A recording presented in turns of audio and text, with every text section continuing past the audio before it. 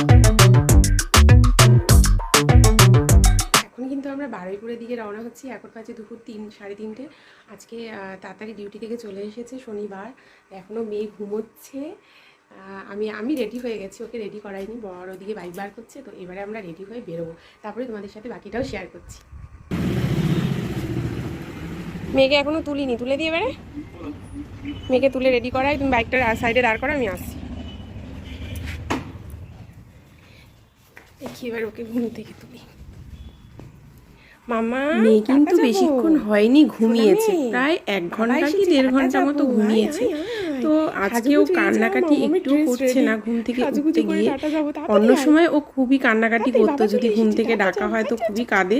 তো আজকে যেহেতু কাঁদছে না, কেন বলো তো? কারণ ও আমাকে দেখতে পেয়েছে যে আমি সেজে গুজে রয়েছি, তো বুঝতেই পেরেছে মা নিশ্চয়ই কোথাও বেরোবে, তো সেই জন্য ও একটু কাঁদছে না।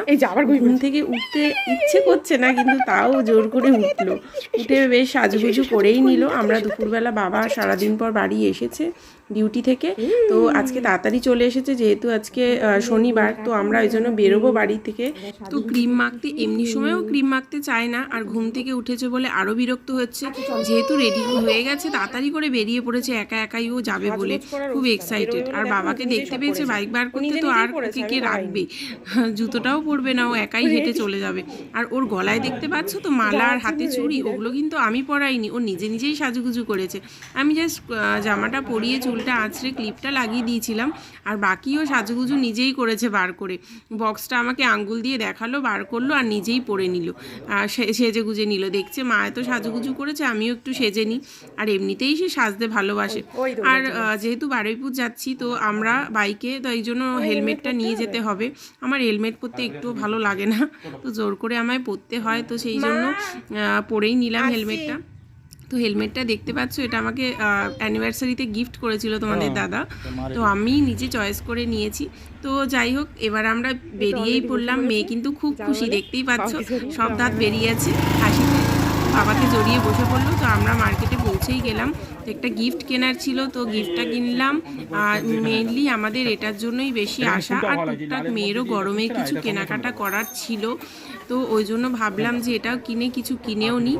মেয়ের জন্য কয়েকটা জামা আর প্যান্ট কিনেছি টুকটাক গরমে পরার জন্য। গরমকাল তো চলেই এসেছে প্রায়, এখনও হালকা ঠান্ডা ঠান্ডা ভাব থাকে সকালবেলার দিকে, কিন্তু প্রায় গরম চলেই এসেছে বলতেই পারো।